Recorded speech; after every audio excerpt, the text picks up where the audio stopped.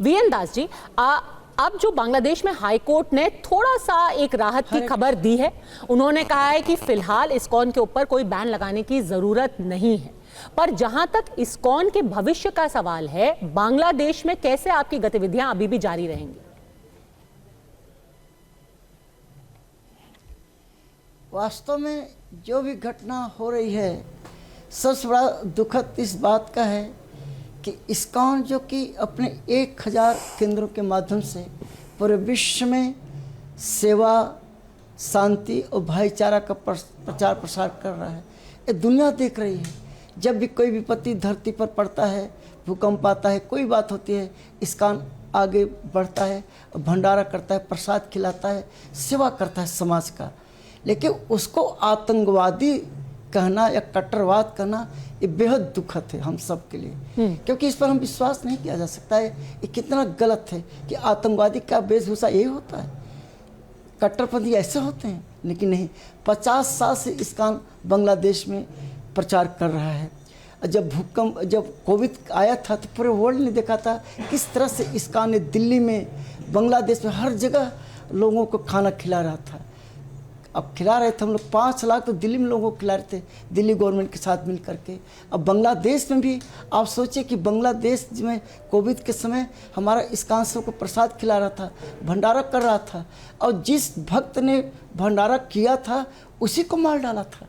यानी हद हो गई, मानवता की हद हो गई है। इसीलिए जितने भी हिंदू समाज के लोग हैं, जो भी इंसान है, ये कैसे सहन कर सकता है कि बिना कारण हम किसी कट्टरपंथी कहें, आतंकवादी कहें। ये बड़ा दुखद है सबके लिए, क्योंकि हम सब इंसान हैं, इंसान हम मानवता होनी चाहिए। लेकिन ये बहुत दुखद है। आपको लगता है कि पूरे देश में जिस तरीके से एक सुर में आवाज उठनी चाहिए थी हिंदुओं के लिए, उनकी सुरक्षा के लिए, उनके हित के लिए, उस तरीके से नहीं उठी है पिछले 4 महीनों में?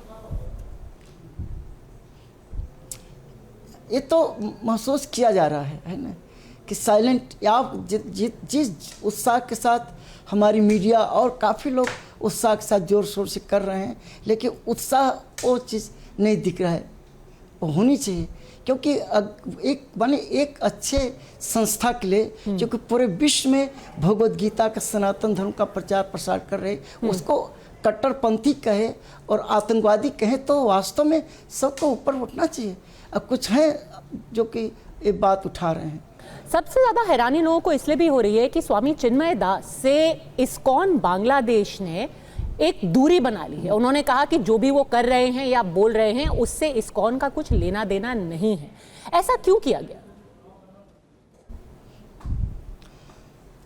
ऐसा कि यहीं पे थोड़ा सा मिसकम्युनिकेशन हुआ है। वास्तव में उनको बहुत पहले इस्कॉन ने निकाल दिया था, है ना। उनको स्टेटमेंट X लगाना चाहिए था, लेकिन कहीं जरूर गलती हुई है ना।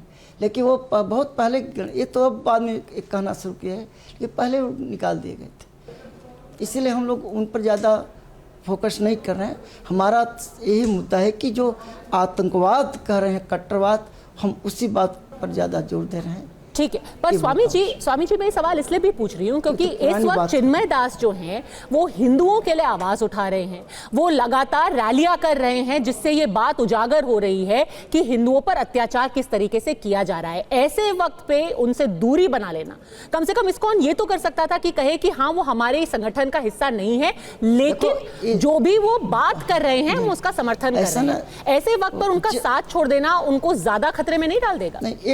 इस्कॉन, मैं समझ क्या कि इस्कॉन जो है दूरी नहीं बना, दूरी बनाने का मतलब थोड़ी कि वो वास्तव में जब उनको निकाल दिया गया था तो वो जो है सनातन हिंदू जागरण मंच से जुड़ करके वो काम करने लगे।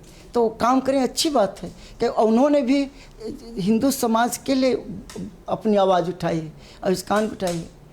तो इसलिए हम ये चाहते हैं कि अब इस्कॉन पर जो अटैक हो रहा है ये बहुत गलत हो रहा है। उन्होंने भी आवाज़ उठाई थी, हिंदू जागरण मंच से अपनी आवाज़ उठाई प्रभु जी ने, और उठाना भी चाहिए और सबको मिलकर करना चाहिए। लेकिन इस्कॉन का नाम कि चिन्मय कृष्ण इस्कॉन के हैं, वो सही नहीं था। बिल्कुल, उनको पहले से निकाल इस्कॉन के दिया था। खिलाफ, इस्कॉन के खिलाफ जो सनातन कुछ किया जा हिंदू रहा है, जागरण मंच, जिस तरीके से नारे लग रहे हैं, वो बिल्कुल गलत है। पर क्या आप स्वामी चिन्मय दास की भी मदद करेंगे? जिस तरीके से उन्हें जेल में डाला गया है, जिस तरीके से उनको बेल नहीं दी गई है, क्या संगठन के तौर पर? देखो वो सारा जी, वो तो पूरा हिंदू समाज करेगा ही, क्यों नहीं करेगा? हिंदू समाज जुड़ा हुआ है, ऐसा थोड़ी होता है। वो हिंदू समाज की उन्होंने आवाज़ उठाई है, हम लोग भी उठा रहे हैं। लेकिन समस्या है, आशा यही है कि जो वर्तमान सरकार है बांग्लादेश की, उससे हम आशा करते हैं कि जितनी जल्दी हो सके संज्ञान लें, और भविष्य में अब चाहे इस्कॉन के भक्त हों, चाहे हिंदू जागरण मंच के भक्त, जो हिंदू समाज में, कि सबकी सुरक्षा व्यवस्था चाक चौबंद करना चाहिए। जो बीत गया, लेकिन अब भविष्य में नहीं होना चाहिए।